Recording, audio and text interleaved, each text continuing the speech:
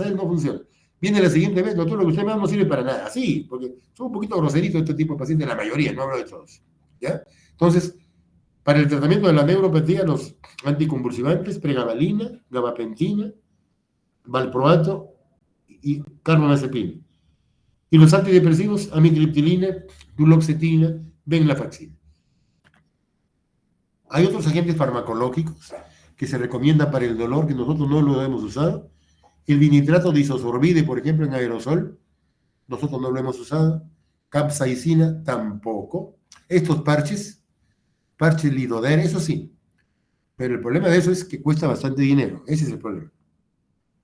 Bien, otras intervenciones nosotros no hacemos, pero en otros lados recomiendan una estimulación nerviosa eléctrica para bloquear el compromiso, el efecto de los nervios, el efecto doloroso que está produciendo el nervio. Nosotros no tenemos idea de eso, no hemos usado eso.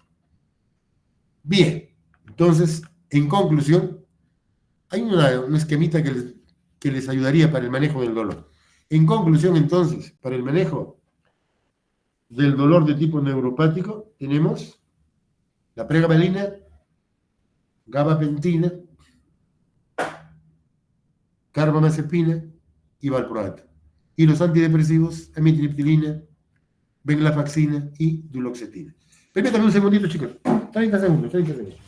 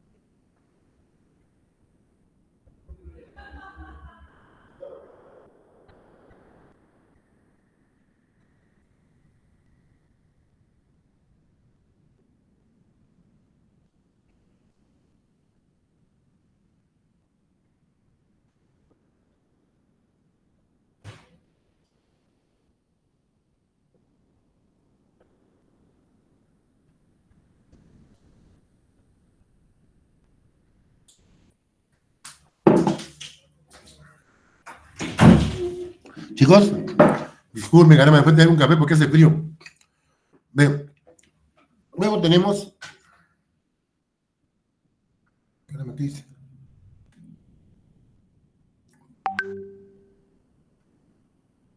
Ya, luego tenemos el síndrome de Guillain-Barré. Entonces, primero tenemos la neuropatía diabética, que son las cosas que vemos con mucha frecuencia. Por lejos, es lo más frecuente que vemos. El Guillain-Barré.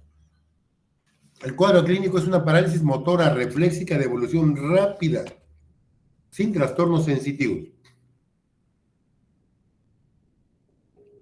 Los miembros inferiores, dice, se afectan con mayor intensidad que los miembros superiores. Pues, al comienzo. En el 50% de los casos, parálisis facial periférica. Reflejos, bueno, a mí no me gusta leer diapositivas. Les voy a contar la historia de algún paciente. Un estudiante de medicina. De hace antes de la pandemia, fue el año previo a la pandemia. Me acuerdo que yo había hecho clase, estaba en el centro Bernales, ¿verdad? En esa época nunca se nos iba a ocurrir hacer una clase por la computadora, imagínense. Pero bueno, ayuda, ¿no? Entonces, doctor Anselmo Bernales hice clase precisamente de nervio periférico, esta clase. Muchas preguntas, conversamos, ya nos fuimos. Al día siguiente, por la tarde, más o menos como a las 5 de la tarde, 5 o 6 de la tarde, los chicos me llaman. El doctor me dice, tal persona, un compañero, está mal ahorita, no tiene fuerza en las piernas. ¿Así? ¿Y qué hacemos? ¿Dónde está ahorita? Está en su cuarto, me dice. Él vive por ahí, por Carmen de la Legua. A mí sí hemos ido a verlo en un cuarto, él vive con su hermano. Porque este chico era de Paramonga, no era de acá de Lima. ¿Qué hacemos? Al hospital, pues le digo ahorita. ¿Nosotros nos recibirán? Sí, claro. Vayan al hospital que yo llevo un rato. Yo estaba en mi consultorio. Era la época en que tenía muchos pacientes en el consultorio. Había bajado ya el trabajo, pero todavía seguía teniendo pacientes en el consultorio. Así que nos hemos encontrado en el consultorio, en el hospital, como a las 7 de la noche. ¿Qué pasaba con este niño? Él tenía 23 años, 22, 23 años. Vivía con su hermano en un cuarto, en Carmen de la Legua, por allá, cerca de la avenida Fosa. Él estudia alumno nuestro en San Fernando y el hermano estudiaba en la Universidad Ricardo Palma. Estudiaba eso de arquitectura. Entonces, él, el estudiante nuestro, él utilizaba, dormían en un camarote. Él utilizaba el camarote de arriba, perdón, y su hermano el de abajo. Pero hace 3 días nota que tiene cierta dificultad para caminar. Está lento. Entonces ya no quiere subir al camarote de arriba, se queda dormido abajo. Eso le llamó la atención a él y a su hermano. Entonces nota que está lento, que le cuesta subir escalera, por ejemplo. En 3 días, al comienzo mínimo, ese día que me llamaron los chicos, ya bastante acentuado. Y poco a poco nota que tiene dificultad para hablar, que le falta el aire. El día anterior a la clase no había ido, y 2 días no iba a clase. Entonces sus compañeros, como no iba a clase, les llamó la atención y por eso fueron a verlo. ¿Qué pasaba? Caminamos, tenía cuadriparesia, escúchenme, cuadriparesia, debilidad en miembros superiores, debilidad en miembros inferiores, más o menos simétrica. Reflejos abolidos totalmente, arreflexia. ¿Ya? Arreflexia generalizada. Tenía mínimo compromiso del recto externo. A la mirada a lo lejos, apenas veía doble al fondo. ¿Ya? Entonces, tenemos el cuadro de un trastorno motor. No tenía trastorno sensitivo muy evidente este chico, no tenía trastorno sensitivo. Entonces teníamos un cuadro clínico de 3 días de evolución, caracterizado por trastorno motor. Ya en ese momento que yo lo vi era moderado. Entonces, con ese cuadro clínico, bueno, ya soy viejo en esto, pues. Yo inmediatamente empecé en una polirradiculonefritis aguda. Inmediato. Es un Guillain-Barré. Así que necesitamos que nos ayuden. Entonces en ese rato me fui a buscar a ver si se le podía hacer plasmaféresis, pues, ¿no? No, me dijeron que no se podía. No se podía porque tenía que tener evaluación primero por UCI de tal tipo, tenía que hacer tal cosa, y eso recién se podía hacer al día siguiente. Bueno, al día siguiente lo fuimos a ver, muchachos. La debilidad era severa ya. Era severa. Ahora sí ya no levantaba las manos para nada, ya no levantaba las piernas. La reflexia era total y había cierto compromiso ya respiratorio. Miren, el 4.º día, ¿cómo fue? Y era franco ya la debilidad de los rectos externos. Se lo internamos en la sala San Pedro, donde están mis amigos, pues, ¿no? Mis amigos que lamentablemente no trabajan para nuestra universidad, a pesar de ser sanmarquinos de pura cepa, como dicen ellos. No trabajan para nuestra universidad, que son los mejores internistas del hospital, están en la sala San Pedro. Entonces yo lo interné allí y a partir del día siguiente se le colocó plasmaféresis durante 4 o 5 días. A la semana siguiente, este chibolo estaba poniéndose de pie. 2 semanas después, se fue a la casa caminando. Genial la evolución de este chico. Así están evolucionando las polirradículo-neuritis agudas cuando les damos la plasmaféresis rapidito. Ese es un cuadro característico de una polirradículo-neuritis aguda. Cuando lo examinamos, encontramos debilidad que puede ser generalmente simétrica, tanto miembros superiores como miembros inferiores, pero no necesariamente, ¿eh? Puede ser asimétrica también, ¿eh? Y eso no lo descarta. Generalmente no hay trastorno sensitivo, pero puede tener cierto grado de trastorno sensitivo. Necesidad vibratoria, posicional, lo que sea. Así que eso no lo descarta. Y frecuentemente pérdida del control vasomotor. A ver, a esto me quiero referir. Mucho cuidado con un Guillain-Barré. Las fluctuaciones en la presión arterial. Aquí hay una neuropatía autonómica que puede ser severa. Lo tenemos ahorita con 110, 70 de presión arterial. Y en media hora, 1 hora puede estar casi chocada. Fluctuaciones muy rápidas en la presión arterial. Hay hipotensión postural. Puede haber arritmia cardíaca. Todas esas cosas son parte de la neuropatía autonómica. Antecedentes en pacientes con Guillain-Barré. Más o menos el 70% de los casos están precedidos de 1 a 3 semanas de un proceso infeccioso agudo, que puede ser generalmente respiratorio, o podría ser gastrointestinal. O sea, 3 semanas, 1 semana o 2 semanas antes, está pues muy congestionado, con tos, o está con diarrea. Y aquí se ha encontrado algún germen, como el Campylobacter jejuni y el herpes virus, el citomegalovirus o virus de Epstein-Barr, como parte de la etiología de este trastorno. El VIH también puede presentarse en pacientes con, el Guillain-Barré también puede presentarse en pacientes con linfomas, pacientes con baja inmunidad, con lupus, con VIH. Bien, hay algunos tipos de Guillain-Barré, algunos subtipos. Tenemos la polineuropatía desmelenizante aguda, la más frecuente, la que estamos acostumbrados a ver casi siempre.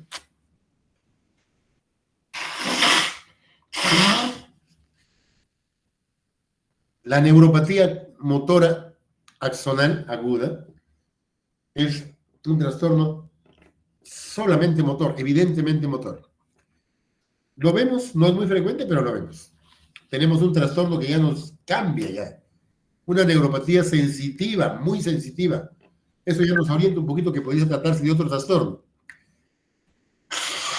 Y el síndrome de Miller-Fisher, que es una polirradículo-neuritis aguda que afecta fundamentalmente los oculomotores, parálisis de oculomotores y trastorno cerebeloso, incoordinación, dismetría, con ataxia sensitiva. Acá no hay déficit motor, no hay déficit sensitivo. Por supuesto, la evolución de esto es mucho, mucho mejor. Más o menos corresponde al 5% de los casos del síndrome de Guillain-Barré. Bien, síndrome de Guillain-Barré, criterios diagnósticos. Esto es a propósito de un ensayo clínico que hice yo hace tiempo en pacientes con este trastorno. Decía, debilidad progresiva en 2 o más miembros. Debilidad en un solo miembro, eso no es Guillain-Barré. En 2 o más, sí. Segundo, arreflexia. Generalmente cuando el paciente nos llega ya no tiene reflejos osteotendinosos. Y la enfermedad es aguda, pues evoluciona en menos de 4 semanas. Bueno, 4 semanas. Luego debemos evolucionar muy rápido, 3, 4, 5 días máximo. ¿Hay otros síntomas? Debilidad relativamente simétrica, bueno. Afección sensitiva leve también. Afección del nervio facial y de otros nervios craneales, claro que sí. Esa es parte del cuadro clínico. No hay fiebre. Y cuando hacemos el líquido cefalorraquídeo, encontramos disociación albúmino citológica. ¿Ya? La relación normal que hay entre las células y la cantidad de proteínas en el líquido se pierde. Se altera esa relación. Eso es característico de la evolución del Guillain-Barré más o menos en la tercera semana. Finales de la segunda, tercera semana de evolución. Por eso es que se indica hacer una punción lumbar en ese momento, donde encontramos un gran aumento de proteínas y las células más o menos en cantidades normales o aumentan un poquito. Y por supuesto, cuando hacemos una electromiografía, encontramos signos de desmielinización, o sea, encontramos una polineuropatía desmielinizante allí. En el diagnóstico diferencial, descartar con mielopatías agudas, por ejemplo, el botulismo puede presentar una neuropatía parecida, la difteria también, la enfermedad de Lyme puede padecer algo parecido, la parálisis por garrapata, son diferentes trastornos que debemos tener en cuenta cuando sospechamos que un paciente tiene una polirradiculoneuritis aguda. El tratamiento, iniciar lo más rápido posible, lo más rápido posible. Bueno, pues el cuidado en general, eso, si el paciente está muy mal en la UCI, ya saben, eso ya está bien. Ahora el tratamiento específico, la inmunoglobulina intravenosa, 0.4 gramos por kilo por día durante 5 días. Es fácil aplicar y da buena seguridad. Muy bien van los pacientes cuando se usa inmunoglobulina. Muy bien. ¿Hay un inconveniente? Sí hay inconveniente. El costo. El costo es muy caro. Aplicar esto sale costando como 10,000 soles. Es muy caro. La otra alternativa tenemos la plasmaféresis, el recambio plasmático. Se hace un recambio plasmático que se recambia 40 a 50 centímetros cúbicos de plasma por kilo de peso, 4 a 5 veces en la semana. Como mínimo, o como máximo 4, no hacemos 4 o 5, como mal, en promedio.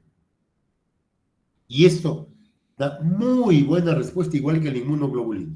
¿Cuánto cuesta esto? Casi la 10ª parte de lo que cuesta la inmunoglobulina. En el Hospital 2 de Mayo tenemos el equipo necesario para hacer este tratamiento. Así que la evolución de nuestro paciente desde que tenemos la plasmaféresis ha mejorado considerablemente. Ese muchacho que les digo yo, que se internó en la sala San Pedro, ahora es médico, él es reumatólogo y trabaja en un hospital de Lima. Está normal, no tiene ningún problema. Miren ustedes, en otro momento que hubiese tenido este problema, quizá hubiese quedado con alguna secuela. Nada, corre, camina, normal. Ese chico que lo internamos que les conté hace un rato. Bien, pronóstico y recuperación. El 85% de recuperación completa al cabo de varios meses a un año. Completa, 85%, con tratamiento como estamos ahorita viendo. La tasa de mortalidad, cuando yo era estudiante, cuando yo era residente, se morían una buena cantidad de pacientes. No sé la proporción, no sé, pero no hay estudios que muestren eso. Pero se morían. ¿Por qué? Porque no había lo necesario para dar el tratamiento. Ni siquiera había unidades buenas de cuidado intensivo. Recién estaban apareciendo las unidades de cuidado intensivo. Los hospitales tenían 1 o 2 camas de la unidad de cuidado intensivo y con la gente que todavía no sabía cómo se manejaba eso. No había ventiladores. Pero había un aparatito que se llamaba pulmotor. Es un aparatito donde se colocaba el paciente y el paciente, ese aparato respiraba por el paciente. Contraía el tórax de manera que hacía que el paciente respirara, porque el paciente no tenía fuerza para mover sus músculos torácicos. Ese aparatito fue, pues, salvador para mucha gente. Ese aparato, bueno, ya no existe, ¿no? Entonces, eso hacía esa época. Entonces, la tasa era mucho mayor. Actualmente la tasa de mortalidad, pues, es menos de 5%, menos de 5%, en las mejores condiciones, por supuesto. Dice, peor pronóstico cuando la lesión axonal proximal motora y lesión axonal sensitiva grave. Es un pronóstico malo. Yo tengo un paciente con lesión axonal sensitiva grave. Ay, caramba. Esa paciente está postrada en una cama y tiene muchos, muchos dolores. Pobrecita. ¿Qué empeora el pronóstico? A mayor edad, peor pronóstico. Cuadro fulminante muy grave y el retraso en el inicio del tratamiento. Cuando más temprano empecemos el tratamiento, mejor. Bien, neuropatía facial aguda. Otra cosa que vemos de vez en cuando, ¿no? Bueno, no tan de vez en cuando, sí vemos, sí vemos. Dice ahí unas definiciones. Hasta Cicerón da su opinión. Dice, la parálisis facial se define como un síndrome con parese o plejía de la musculatura facial por lesiones. Ah, caramba. ¿Qué es parálisis facial? Todos sabemos que es la cara tiene una determinada movilidad o motilidad, tanto en la parte superior como en la parte inferior de la cara, donde interviene al final el séptimo nervio craneal, que es el encargado de producir el movimiento. Cuando se altera, cuando se produce algún trastorno a nivel muscular, pero sobre todo a nivel del nervio periférico, se va a producir debilidad facial, se va a producir una neuropatía facial periférica. A ver, este es interesante. Aquí en el lado derecho, consideremos esto, vemos que a este paciente le llega irrigación de la corteza cerebral para la cara, parte superior. Y para la parte inferior le llega del verde y del rojo del otro lado. ¿Ya? Entonces, la parte superior de la cara recibe solamente inervación del lado opuesto. Y la parte inferior de la cara recibe inervación del lado opuesto y del mismo lado. ¿Estamos? De manera que, si yo tengo una lesión aquí, parálisis facial central, me da un compromiso muy leve en la frente. Si tengo una lesión acá, en el lado derecho, en el lado izquierdo, digamos, que compromete al nervio periférico, me va a comprometer la parte superior y la parte inferior. Y me va a dar una parálisis facial periférica. ¿Está claro? Listo. La exploración del nervio craneal, ¿cómo lo hacemos? La fuerza muscular de todas las estructuras. La fuerza muscular tanto de la frente, de la parte media como de la parte inferior de la cara, y también buscar si hay algún trastorno sensitivo o no. ¿Y el séptimo le da inervación sensitiva a la cara? Claro que sí. A nivel del pabellón de la oreja, la zona de Ramsay County. Todo eso tenemos que averiguar. ¿Ya? A ver. Dice escala de graduación. Son escalas que usan los fisiólogos para ver esto. Grado 1, normal, no hay ningún problema en la cara. Grado 2, una parecia penitas. Grado 3, disfunción moderada, es evidente. Grado 4, disfunción moderada severa. Hay asimetría, como vemos la mayoría de pacientes, feo que se ve que la cara se desvía al otro lado. Quinto, disfunción severa. Y 6, parálisis total. O sea, una serie de graduaciones para ver el trastorno. Cuando se compromete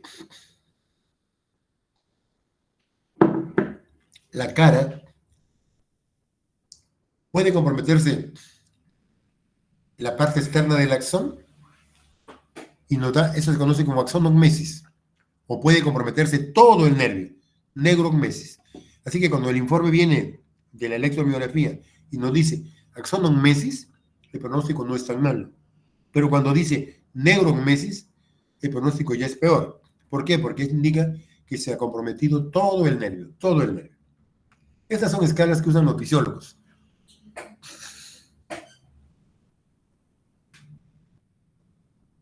Cuando evaluamos a un paciente con una parálisis facial, aparte del examen común corriente que hacemos para todo paciente, hay algunos datos que debemos precisar mejor. Por ejemplo, alguna paciente le averiguamos si está embarazada o no, si tiene dolor retroauricular característico. Muchos pacientes con parálisis facial empiezan con dolor retroauricular. Pero cuando este dolor retroauricular es severo, ya no es una parálisis facial común corriente. Probablemente ahí está metido un herpes zóster. Catarro de vías altas es frecuente en todos los tipos de parálisis. Vesículas herpéticas, característico de la parálisis facial por herpes zóster. Infección óptica y sus características también. Una lesión del oído medio puede dar una parálisis facial. Antecedentes de traumatismos. Los traumatismos de parótida o en el cuello pueden desencadenar o aumentar una parálisis facial. Hipoacusia. Pues hay una serie de trastornos que debemos tener en cuenta para un paciente, cuando evaluamos a un paciente con parálisis facial. Y en cuanto luego del examen clínico, los estudios electrodiagnósticos. Bueno, nosotros desde acá solamente hacemos la electromiografía y el reflejo palpebral. Blind reflex, que evalúa el reflejo de parpadeo, y la electromiografía, que me permite decir, este paciente tiene una parálisis facial de tipo desmielinizante, o sea, compromiso solamente de la parte externa del nervio, de la mielina, o es una parálisis de peor pronóstico porque es axonal, todo el axón. Entonces, para eso me sirve la electromiografía. ¿Las imágenes pueden servir? Sí, sí, sí, claro, claro. Por ejemplo, estamos hablando de las parálisis faciales periféricas comunes y corrientes, la parálisis a frigore, la parálisis, digamos, por herpes, o la parálisis por una otitis, en fin, pero hay otras. Por ejemplo, parálisis postraumáticas, parálisis que pueden ser consecuencia de tumores que están invadiendo el espacio. Entonces, en el trayecto intracraneal ayuda mejor la resonancia magnética, pero en el trayecto intrapetroso ayudan tanto la resonancia como la tomografía. De manera que ambos, la tomografía o la resonancia magnética, son útiles para evaluación de un paciente con parálisis facial. No hablo del paciente común y corriente, hablo del paciente que sospechamos que podría tener una lesión mayor, una lesión traumática, en fin, o una neoplasia. Bien. Pronóstico. Los factores que más inciden en el pronóstico de un paciente con parálisis son la clínica y el electrodiagnóstico y la electromiografía. La clínica es muy importante. Cuando la parálisis facial se instala muy rápido, es de mal pronóstico. Los factores de peor pronóstico son la mayor edad, la ausencia de enfermedades sistémicas, buen pronóstico, la presencia de diabetes o hipertensión, el peor el pronóstico. Y los pacientes con diabetes hacen parálisis facial muy frecuentemente. Los pacientes con lupus también. Los pacientes con artritis también. En general, los pacientes con vasculitis hacen parálisis facial.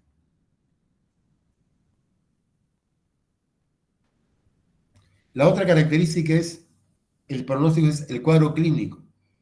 Cuando menos severa la parálisis, mejor pronóstico.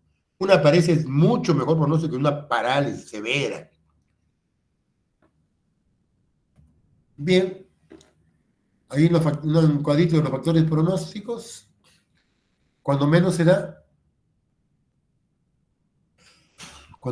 mejor pronóstico. Esto es.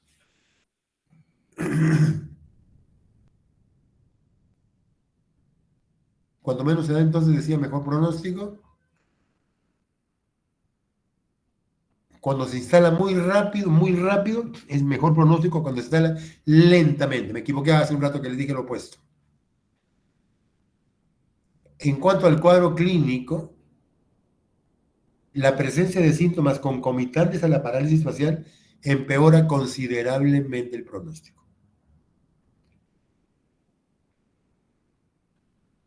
La electromiografía, cuando hay compromiso desmielinizante, buen pronóstico. Cuando hay compromiso axonal, mal pronóstico. El tratamiento en general va a depender de la causa. Dice, sin embargo, la prevención de secuelas y tratamiento, al menos en parte, van a ser en muchos casos muy parecidos. Las bases del tratamiento se basan en medidas preventivas, proteger el ojo con parches oclusivos, lubricar artificialmente el ojo. Tratamiento médico dependerá de la etiología. Si es diabético, tratar la diabetes, el lupus, el alcohol, lo que sea. Si necesita tratamiento quirúrgico, algunos son traumáticos, hay que reparar eso. Y la cosa más importante por lejos en el tratamiento de la parálisis facial es la rehabilitación física. ¿Ya? Es lo más importante, porque medicamentos específicamente para mejorar no tenemos. A ver, en cuanto a la etiología, la parálisis de Bell, o sea, la parálisis común corriente, más o menos es el 51, 75%, la mayoría 75%. Facial traumática de 17 a 25, herpes zóster de 4 a 12, tumores 6% y parálisis facial otítica 5%. ¿Qué significa otítica? Es un paciente que tiene característicamente otitis media, crónica repetición, y por extensión puede extenderse y comprometer el nervio facial. Eso es parálisis facial otítica. La gran mayoría de parálisis de Bell no tiene ningún tratamiento farmacológico específico.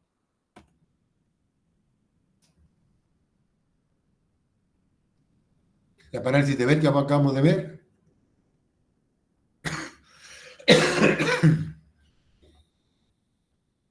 parálisis facial traumática. Dice, representa el 17 a 25% de las parálisis faciales. Puede ser completa o progresiva.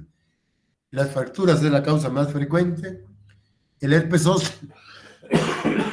Esto sí es importante. ¿Eh? Es importante, ¿por qué? Esto más o menos se instala de este modo. Tenemos un paciente que empieza a presentar molestias en el oído, sensación de adormecimiento, de dolorcito, y nota que tiene ampollitas algo, y poco a poco evoluciona. Y en 3 días se instala francamente una erupción herpética. Ahí está el herpes. ¿Ya? Mucho cuidado con eso. Entonces hay que darle a ese paciente, hay que detectarlo pronto. Eso ya no es parálisis de Bell. Aquí hay que darle un tratamiento intenso para el herpes. ¿Eh? Ese herpes se puede ir al cerebro, puede extenderse hacia adentro. Ya, le damos un tratamiento intenso con aciclovir durante unos 5 días, cuando menos, dándole dosis cada 4 horas ya durante 5 días. Y si hay dolor, dar tratamiento para el dolor, porque eso puede producir dolor. Y una vez que salimos de esto, el tratamiento para rehabilitación física. Tumores a veces pueden estar en esa localización y la parálisis facial otitis, también una otitis media, que se extiende hacia el nervio facial y lo compromete. Bien, y por último, el túnel carpiano. El carpo está acá, son múltiples huesos que están ahí, y entre ellos hay tendones y un espacio para el nervio mediano. O sea, aquí es fácil que se comprometan los tendones o el nervio mediano. Entonces es fácil. ¿Eh? Y el nervio mediano, lo vemos acá, se encarga de la inervación interna de la mano y el antebrazo. Bien. ¿Qué es el túnel del carpo? El síndrome del túnel del carpo se caracteriza por el atrapamiento del nervio. Caramba. Por el atrapamiento del nervio mediano a nivel de acá del carpo, aquí. Entonces, ahí ya queda comprimido entre los huesos del carpo y el ligamento transverso que le cae encima. Generalmente es mucho más frecuente en las mujeres. Tiene mucho que ver con la actividad física que uno hace, la actividad manual, por ejemplo. Las mamás que limpian la casa todo el día, que lavan ropa todo el día, y limpian aquí y allá, eso compromete las estructuras del carpo y puede desencadenar este problema. En cuanto a la etiología, hay un grupo que tiene un trastorno idiopático, no sabemos cuál es la causa. Microtraumas, miren aquí, son causados por movimientos repetitivos, por ejemplo, escribir a máquina o al utilizar un teclado. Antiguamente se escribía a máquina y había que teclear duro, porque había máquinas muy duras. Ahora con la computadora eso se ha minimizado. La artritis, una inflamación de la articulación y puede producir un túnel del carpo. Tendinovitis de los flexores, relativamente frecuente. Y eso, traumatismos de lesiones de la muñeca, torceduras, esguinces, fracturas, pueden producir un síndrome del túnel del carpo mucho más severo. En cuanto a la etiología, luxación del hueso, semilunar, el tabaquismo se ha encontrado que también está asociado al túnel del carpo. Dice, trabajos en ambiente con temperatura muy fría, también. El automanejo de sillas de ruedas. Utiliza las manos para movilizarse contra estructuras duras y eso favorece este problema. El consumo de alcohol a mayor edad y la gestación también. Son factores que se han encontrado asociados que aumentan el túnel del carpo. Los síntomas. Hormigueo en la mano, que es lo más frecuente, y en los dedos. Y especialmente en los dedos pulgar, índice y mediano. Dolor en la mano. A ver. Un caso típico.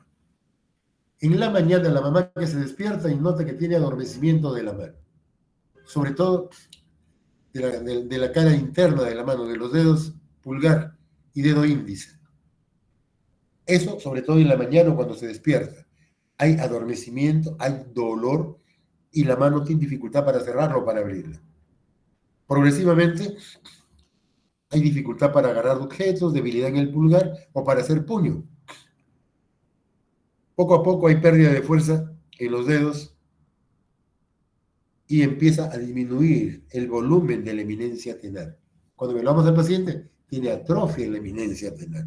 O sea, ya tiene un tiempo con el túnel del carpo. En el cuadro clínico, en el diagnóstico clínico, el signo de Tinel, acá tenemos Tinel. Está el médico, este paciente con su mano extendida y está percutiendo aquí en esta zona, aquí en el túnel. Y cuando cuando hay problema aquí, al percutir, desencadena una especie de corriente en la mano, hacia el pulgar, hacia el índice. Ese es el signo de Tinel. O Fallen. Se coloca el paciente en esta posición, que haga un poquito de presión aquí. A ver, en esta posición y que presione un poco sus antebrazos entre ellos y va a aparecer en el mediano comprometido manifestaciones clínicas, adormecimiento y dolor. Turcan. Aquí se percute, puede ser con el martillo, con la mano, con el dedo, en la zona de la muñeca, en la eminencia tenar, en la palma. ¿Ya? Eso desencadena dolor. Bien. Y luego tenemos el estudio fisiológico que nos va a ayudar a decir con seguridad qué está pasando. Es la electromiografía. Se hace el estudio de velocidad de conducción nerviosa, del nervio mediano y la electromiografía. La conducción nerviosa nos va a decir que está prolongada. La electromiografía no tiene mayor trastorno. Eso nos da el diagnóstico definitivo. Clasificación puede ser leve, moderado, severo. Leve, alteraciones sensoriales prolongadas, pero con respuestas motoras normales.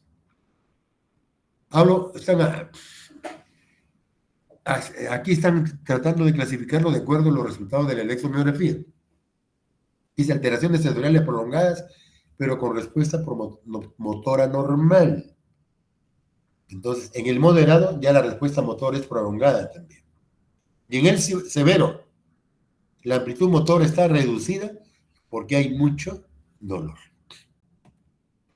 El tratamiento va a depender de la edad, del estado del paciente y su historia médica. Por supuesto, qué tan avanzada está la enfermedad. ¿Tolera el paciente medicamentos, procedimientos, terapias o no tolera? Lo más importante es el tratamiento de rehabilitación. Es lo más importante. Masajes, crioterapia, terapia con láser, ultrasonido, electroestimulación. Varias cosas hay para el tratamiento del túnel del carpo en rehabilitación, que para mí es lo más importante, sobre todo al comienzo. Aparte eso lo hace el rehabilitador, ejercicios suaves, la técnica de MOVA que utilizan ellos. El tratamiento quirúrgico, cuando la cosa está muy complicada, dice, consiste en cortar en forma de C las fibras del ligamento transverso. Y el ligamento transverso es el ligamento, lo tenemos aquí, este blanquito, que cae encima. Y consiste en cortar en forma de Z las fibras del ligamento transverso del carpo, permitiendo que el túnel se expanda, de manera que deja al nervio mediano libre, no lo comprime. Para eso se necesita mucha experiencia en este tipo de cosas. Si las vainas de los tendones están engrosadas, pueden extirparse dando más espacio al nervio dentro del túnel. Eso siempre y cuando no comprometa más el trastorno motor. Hay complicaciones del tratamiento quirúrgico, hematomas, cicatrices, en fin. Bueno, y el tratamiento farmacológico, ¿qué hacemos con el tratamiento farmacológico para el túnel del carpo? Dice, corticoides, no tiene mayor efecto. Diuréticos, antiinflamatorios, vitamina B6, analgésicos. Bueno, aquí, casi igual que el dolor neuropático, se han ensayado diferentes cosas. Para nosotros, acá, nos va bastante aceptable, por ejemplo, el uso de pregabalina o el uso de gabapentina. Pregabalina 75 miligramos 2 veces al día o gabapentina 300 2 veces al día. O a mí, particularmente a mí, carbamazepina 200 miligramos 2 veces al día. Y aquí se puede agregar los antidepresivos, amitriptilina, venlafaxina, en fin. Entonces, aquí, igual que el tratamiento para el dolor neuropático, porque este también es un dolor de tipo neuropático, nos va a ayudar. Dice, prevención del túnel del carpo, interrupción de todas las tareas que impliquen una presión forzada de la muñeca, no trabajar con los dedos demasiado cerca o demasiado alejado del cuerpo, no apoyar las muñecas sobre superficies duras durante periodos largos de tiempo. Al utilizar bastante un teclado hay que ajustar la altura del asiento. Hay que utilizar condiciones que mejoren nuestro sistema de vida. Bien, chicos, ¿alguna pregunta?